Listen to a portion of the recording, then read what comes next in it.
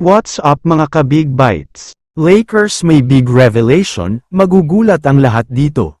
Pero bago ka sana magpatuloy sa panunood ay huwag mong kalimutang mag-subscribe sa aking YouTube channel.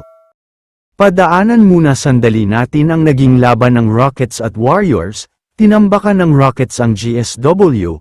Kaya naman dahil sa panalo nila ay magkakaroon ng Game 6, gaganapin naman ito sa home court ng Warriors.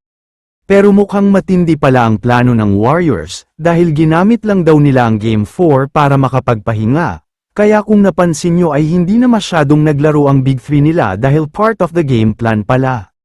Hindi na daw nila bibigyan pa ng chance ang Rockets sa Game 6, tatapusin na nga daw nila ang serye. Kaya asahan nating lahat na makakakita tayo ng home court celebration para sa Warriors pagdating ng Game 6.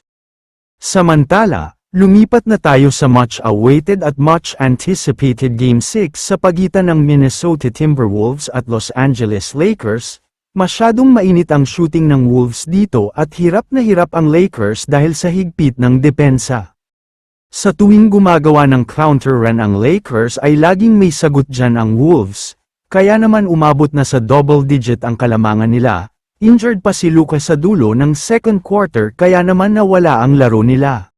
Pero sa third quarter naman ay major uprising talaga ang nangyari sa Lakers dahil nakakuha pa sila ng kalamangan nila. Pumunta at lumipat na talaga sa kanila ang momentum, kaya akala ng lahat ay makukuha na nila ang panalo. Pero sa kasamaang palad ay nagkaroon na naman ng fourth quarter collapse, nahirapan na sila dito kaya tuluyan na silang natalo. Nalaglag na din ang Lakers at tuluyan nang nawala ang pangarap nina LeBron James at Luka na makakuha ng kampyonato. Pero para sa mga Lakers fans dyan, huwag kayong masyadong malungkot, dahil hindi pa naman talaga ito ang katapusan para sa Lakers, sa katunayan pa nga niyan ay ito pa lang ang simula ng pagpapalakas ng lineup nila.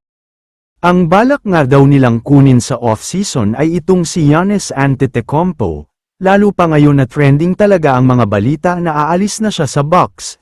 Kailangan siya ng Lakers ngayon dahil kulang na kulang talaga sa rebounders. Ang sinasabing ibibigay daw nilang kapalit ay si Austin Reeves at 2 first-round picks. Sa tingin ko ay dapat na talagang gawin ng Lakers na ito dahil bigman na lang ang kulang sa kanila. Kapag nakuha nila si Giannis ay matic finals ang mararating nila. Kaya naman kung kayo ang tatanungin, dapat na nga ba siyang kunin ng Lakers? I-comment mo naman ang opinion mo tungkol sa tanong na ito. Dito na muna nagtatapos ang video na ito. Maraming salamat sa panunood mga ka-Big Bites. God bless sa inyong lahat.